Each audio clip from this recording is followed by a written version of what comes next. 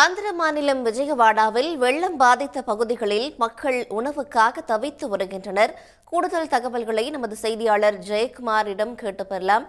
ஜெயக்குமார், மக்கள் என்னென்ன இன்னல்களை விஜயவாடா பகுதியில் சந்திச்சுட்டு வராங்க, விவரம் என்ன? ஆந்திர மாநிலத்தில் 20 மாவட்டங்களில் கடந்த சனி மற்றும் ஞாயிற்றுக்கிழமைகளில் பெய்த மழையின் காரணமாக பல இடங்களில் வெள்ளக்காடாக காட்சியளிக்கிறது. குறிப்பாக விஜயவாடா நகரம் முழுவதும் வெள்ளம் சூழ்ந்து காணப்படக்கூடிய நிலையில் கடந்த 3 நாட்களாக உணவு தண்ணீர் கிடைக்காமல் பொதுமக்கள் அவதிப்பட்டு வருகின்றனர். அரசு சார்பில் 6 ஹெலிகாப்டர்கள் மற்றும் 30 ட்ரோன்களை கொண்டு உணவு விநியோகம் மற்றும் படகுகள் மூலமாக தேசிய பேரிடர் மற்றும் மாநில பேரிடர் மீட்பு படையினர் நேரடியாக சென்று ஹெலிகாப்டர் மூலமாக ட்ரோன் மூலம் உணவு குடிநீர் வழங்கி வந்தாலும் பல இடங்களில் உட்புறத்தில் உள்ள இடங்களில் தண்ணீர் மற்றும் குடிநீர் உணவு உள்ளிட்டவை சேரவில்லை என்று பொதுமக்கள் குற்றம் சாட்டி வருகின்றனர்.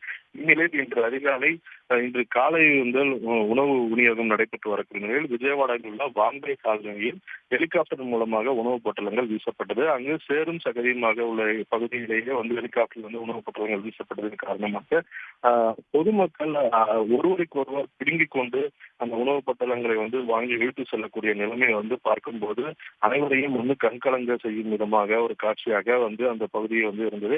எனவே பொதுமக்கள் சேற்றில் விடாமல் அது பொதுமக்களுக்கு நேரடியாக கிடைக்கும் விதமாக அரசு நடவடிக்கை எடுக்க வேண்டும் என்று கேட்டுக்கொண்டுள்ளனர். தொடர்ந்து கிருஷ்ணா நதியில் நேற்று மாலை வரை 11 லட்சம் கன அடி தண்ணீர் கொண்டிருந்த நிலையில் இன்று படிப்படியாக குறைந்து 5 லட்சம் கன அடியாக நீர் வரத்தானது இருந்து கொண்டிருக்கிறது.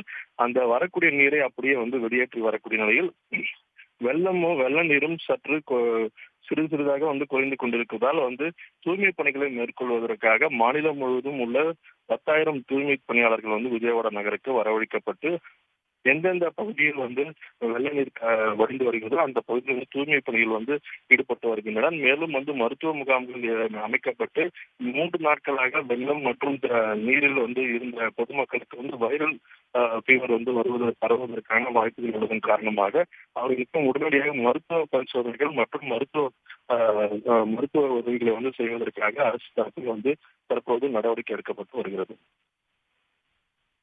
நன்றி ஜெயக்குமார், விவரங்களை வழங்கியமைக்கு. உடனுக்குடன் செய்திகளை தெரிந்து கொள்ள சன் நியூஸ் பெல் ஐகானை கிளிக் பண்ணுங்க.